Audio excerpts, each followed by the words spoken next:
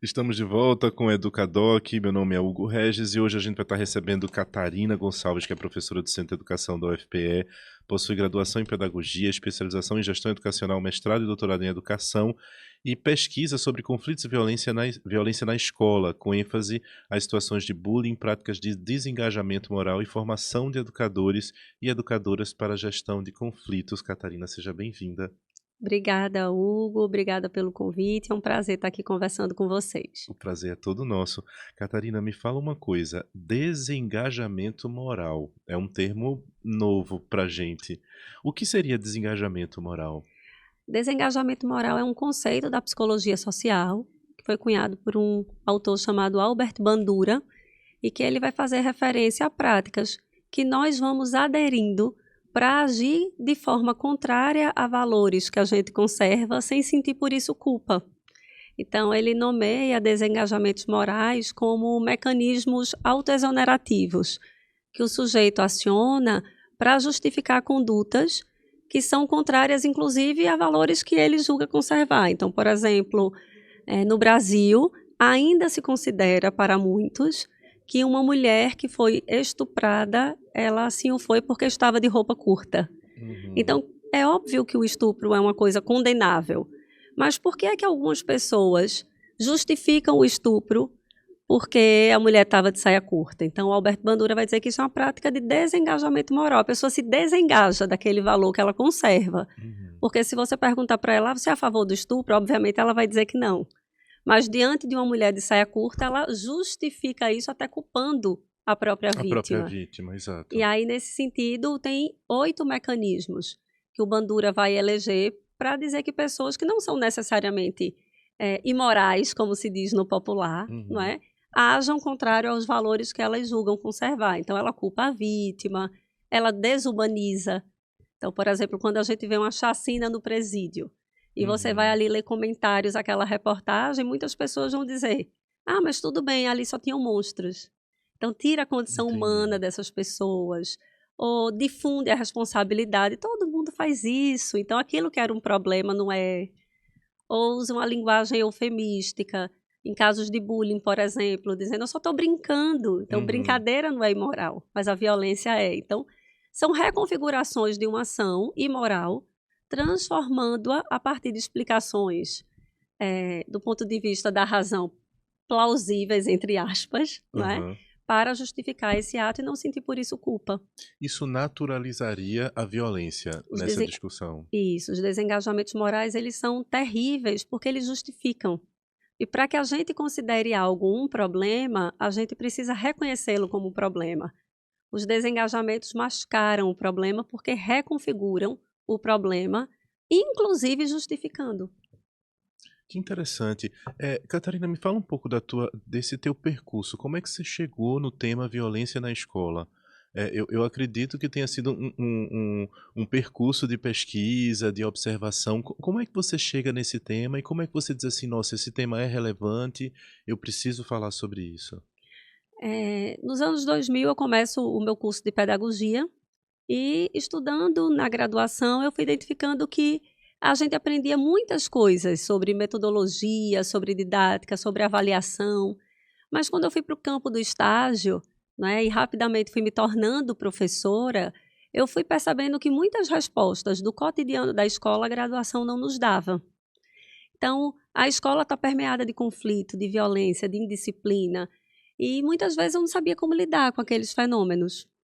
E aí eu lembro que em 2005 ou 2006, eu não me recordo muito bem agora o ano, mas acho que 2006, houve aquele episódio em que adolescentes queimaram um índio em Brasília, e que Sim, isso ganhou uma sim. repercussão enorme, não é? E naquela ocasião eu ficava me perguntando, se eles fossem meus alunos, o que é que eu teria feito para evitar aquilo? E foi quando eu comecei a me questionar muito, Hugo, sobre o que é que a gente tem feito na escola para dar conta de uma dimensão que não é só cognitiva. Porque a escola não é um espaço de transmissão de saber, isso é algo que a gente sabe há muito tempo, Paulo Freire já questionou isso há muito tempo. Mas o que a gente encontrava naquela época, e ainda encontra muito hoje, é essa centralidade da escola apenas com os conteúdos específicos.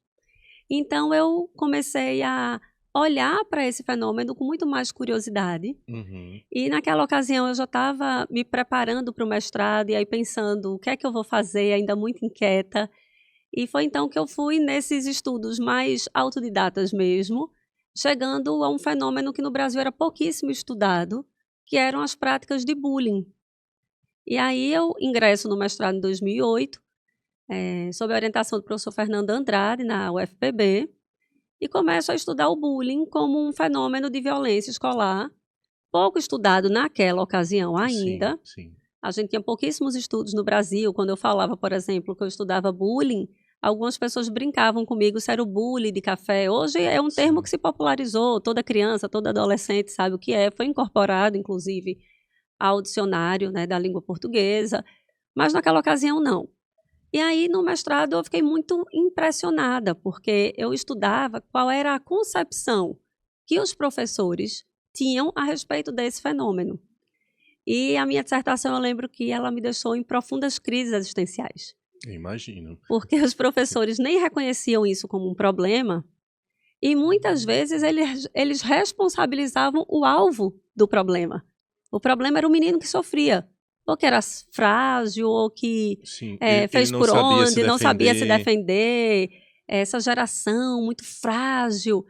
E ainda no mestrado, na época, quando eu fiz o mestrado, ele era maior, né, 30 meses, acontece, eu já estou no fim ali para defender o ataque de Realengo, que foi em 2011, 7 de abril de 2011.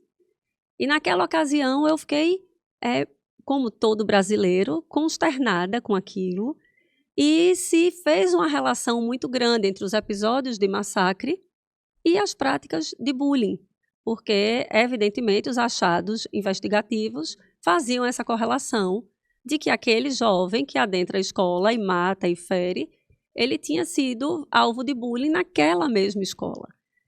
E eu, já finalizando a dissertação, fiquei me perguntando como é que as escolas têm dado conta. E aí teve um programa do Fantástico em que entrevistaram a professora que estava na sala na hora do ataque, onde mais crianças morreram. E ela diz assim, algo que eu nunca esqueci, ela diz, na nossa escola nunca teve violência. E aí quando acontece já uma violência assim tão extrema. Mas na sequência eles vão entrevistando pessoas que tinham estudado com o jovem. E eles dizem, ele era muito estranho. E os meninos aqui na escola pegavam a cabeça dele e colocavam dentro da descarga. Sim. E aí eu fiquei dizendo, né, será que na escola nunca teve violência? Ou será que não se reconhecia isso como violência? Interessante. E aí eu fico fazendo a relação com o que eu estava achando na minha dissertação. Os professores não enxergavam aquilo como um problema. Eles pensavam aquilo como algo da relação. Esse problema chegava até a escola? Porque tem essa coisa do bullying que às vezes ele consegue ficar ali mascarado na hora do intervalo, não é? Fora da sala de aula especificamente. Então, será que o problema chegava até a escola diretamente? Ainda tem esses questionamentos, né? Essa é uma pergunta interessante, porque uma das características do fenômeno é que, de fato, ele é velado aos olhos da autoridade.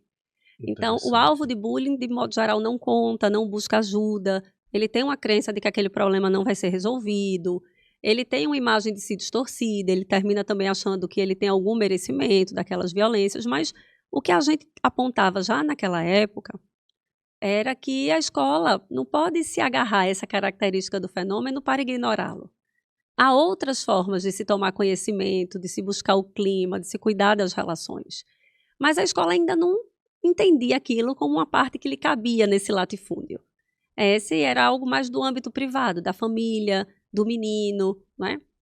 E aí eu ingresso no doutorado, tentando entender por que é que os professores faziam essa leitura. E aí no doutorado eu faço a correlação entre essas duas teorias, que é a teoria do desengajamento moral, do Bandura, que foi uma teoria que me ajudou a entender a representação e a explicação dos professores, mas eu sempre estudei esse fenômeno à luz do desenvolvimento moral piagetiano, porque eu entendo que o bullying é um problema de convivência. E aí, nesse sentido, como é que a escola tem trabalhado essa convivência ética? Então, na minha tese, eu vou estudar exatamente essa correlação, tentando entender, a partir das explicações que os professores dão aos episódios de bullying na escola, como é que eles se desengajam. E aí foi outro momento muito triste da minha vida, digamos assim, porque os meus achados também são muito preocupantes. Eu investigo professor em formação, e nesse grupo de professores em formação, eu divido em 2 subgrupos. O primeiro, que é aquele grupo que está em formação, mas já atua como docente, porque a gente sabe que no magistério isso é uma realidade.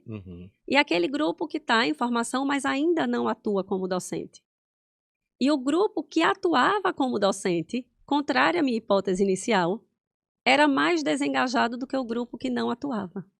Ou seja, havia na escola uma cultura explicativa desse fenômeno que favorecia desengajamentos. Enquanto a gente estava no campo teórico só pensando esse fenômeno, havia uma sensibilização maior do que quando chegava no manejo de fato do fenômeno.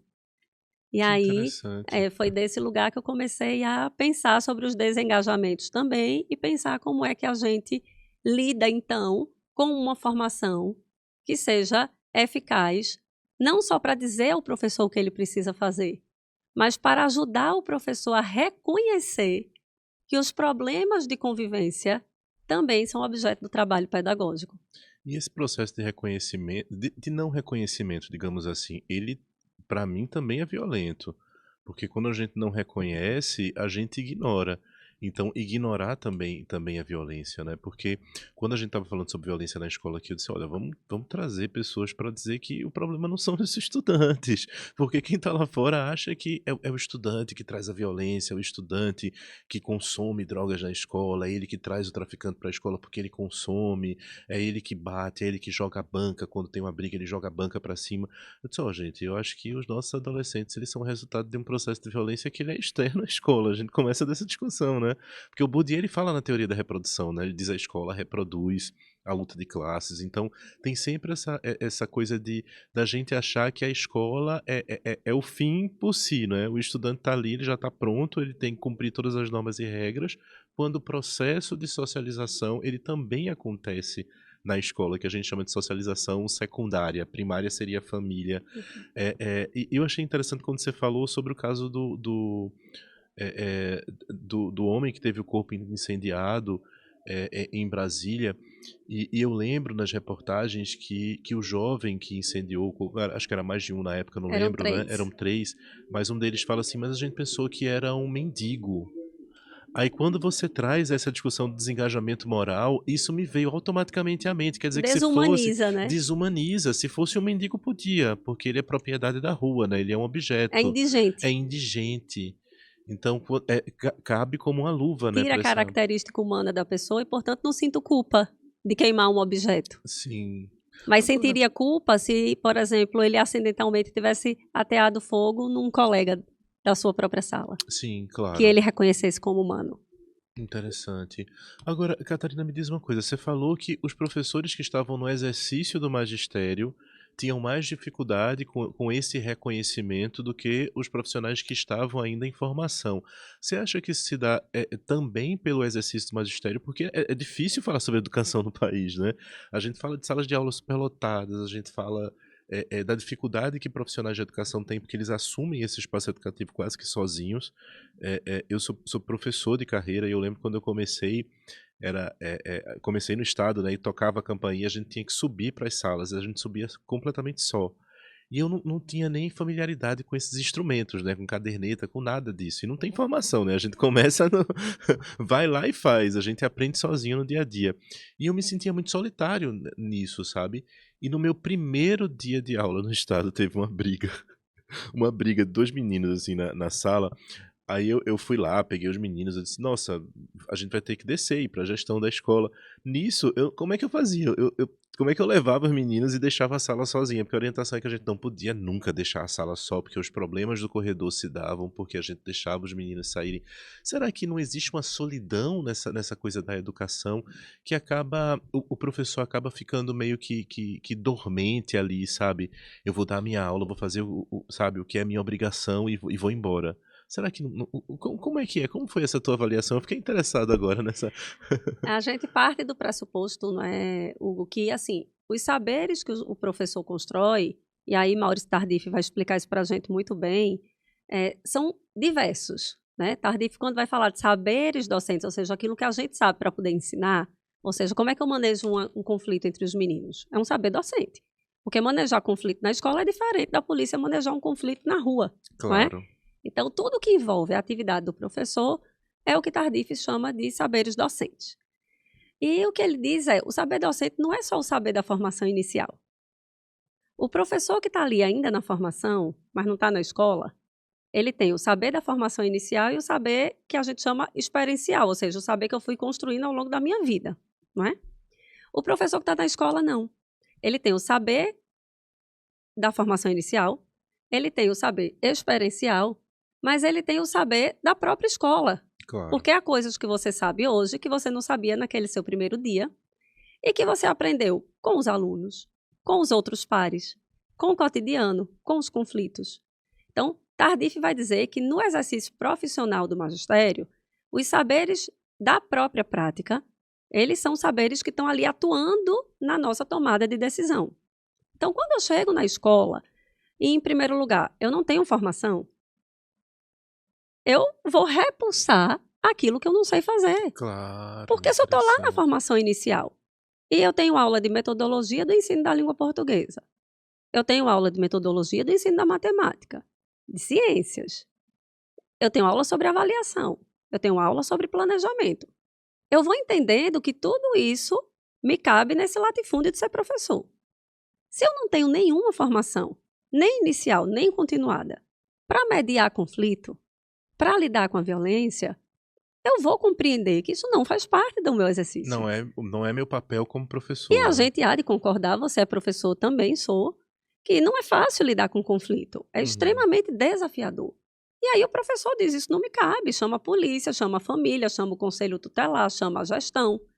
Ou ignora, porque não tem jeito para esses meninos, eles são assim. Então, quando o professor está já no exercício, esse desengajamento, ele amplia-se, porque há uma cultura escolar de que isso não nos é responsabilidade. Já tem muita coisa que eu preciso fazer para ainda dar conta disso tudo. Mas, contrariamente a isso, a gente tem uma série de legislações dizendo que a educação ela é integral. Em 1999, a Unesco publica um relatório chamado Educação Tesouro a Descobrir, em que ela vai invocar 4 grandes pilares para a educação. Aprender, a fazer, a ser e a conviver. E nesse relatório, no final do século XX, a Unesco diz: o grande desafio para o século XXI vai ser a convivência. Todos nós que estamos em escola concordamos absolutamente com isso. O nosso grande desafio hoje não é mais ensinar o menino a aprender matemática, produção de texto. A gente já avançou muito do ponto de vista do arcabouço teórico, sobre como é que se aprende a produzir um texto, por exemplo. Mas as convivências na escola elas estão cada dia mais sofridas. Os professores também muito sofridos. Eu não acho que a escola está mais violenta, né? Mas há uma representação de que essa escola esteja mais violenta, sobretudo no imaginário docente. E aí o professor vai se deslocando dessa ação porque ele nem sabe fazer, nem é formado para fazer, nem recebe das redes, seja ela privada ou das redes, né, de ensino pública, uma formação adequada para o manejo dessas situações. E aí, desamparado, me resta, né, acionar meu superego e me proteger para que não experimente desse mal-estar enorme que é não dar conta do meu próprio exercício profissional. Agora, interessante, Catarina, eu vou fazer essa pergunta que eu fiquei curioso, né? Na tua experiência, psicólogos, psicólogas, assistentes sociais na escola resolvem o problema? Porque, enquanto profissionais de educação não assumem essa responsabilidade, terceirizá-la, eu penso que também não seja a solução. Eu acho que eles não resolvem, mas eles ajudam. Eles ajudam porque, obviamente, há saberes que são próprios dessas diferentes áreas, né? Então, o assistente social ajuda, o psicólogo ajuda, mas eu não tenho mais dúvida, Hugo, nesses meus anos de pesquisa, de que a grande diferença na escola perpassa pela gestão e pelos professores. Porque esse é um trabalho que precisa ser curricular. A escola age como bombeiro. Tem um furto na escola, convoca todo mundo para falar sobre propriedade privada. Tem uma agressão, convoca todo mundo para falar sobre violência. Tem um ataque a uma escola, mesmo que em outro estado, bota a polícia aqui na frente, revista a bolsa dos meninos. Mas o que é que a gente faz cotidianamente para construir nas escolas outra ambiência relacional? Para construir na escola o sentimento de pertença dos meninos. Então, o que a literatura tem mostrado é que não tem superação da violência sem o protagonismo dos estudantes, sem o sentimento de pertença dos estudantes. Então, esses ataques que a gente vem vendo às escolas, eles ocorrem prioritariamente em escola grande, em que é mais difícil esse sentimento de comunidade, de pertença. E aí, o que é que a gente tem feito para lidar com isso? O que é que a gente tem feito para que os estudantes se sintam pertencentes, que essa escola seja deles? Para que os professores se sintam pertencentes a essa escola? O outro na escola não é a minha plateia. O outro na escola precisa ser o meu companheiro. Mas como escola a gente não tem conseguido acionar essa dimensão comunitária que as escolas precisam ter.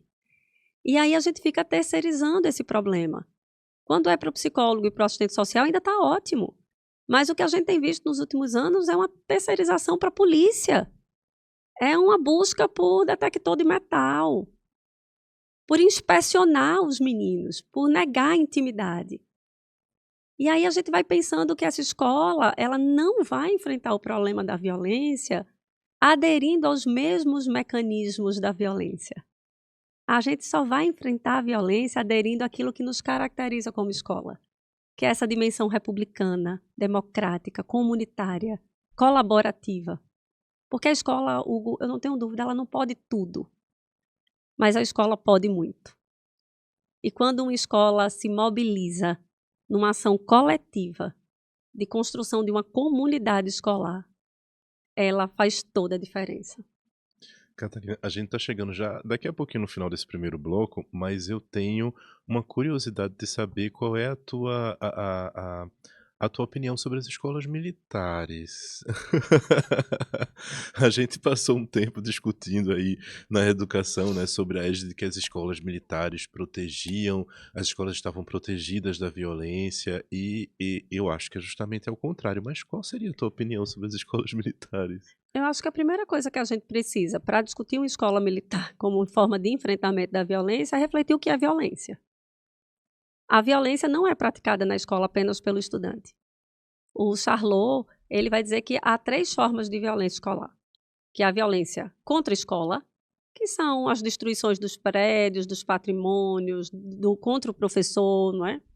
A violência na escola, que é aquela violência que acontece na escola, mas poderia acontecer em qualquer outro lugar, uma briga no pátio, no jogo de futebol, o tráfico de drogas. Mas ele fala também da violência da escola. A escola é violenta. Quando eu te digo, Hugo, que eu não sei se a escola está mais violenta, inclusive eu não há mais violência escolar, eu não acho que há mais violência escolar. Inclusive, a violência da escola hoje ela é muito mais discutida. Porque nós já tivemos escola que usava palmatória, cadeira do burro, ajoelhar no milho. Sim. E essas são práticas extremamente violentas. A escola militarizada, ela é extremamente violenta porque ela é coercitiva. Ela prega uma obediência cega e uma disciplina que nega a condição do sujeito, que nega as dimensões das adolescências, por exemplo, que precisam questionar, que precisam se afirmar e que não tem esse espaço para existir, porque o modelo disciplinar é um modelo disciplinar extremamente violento.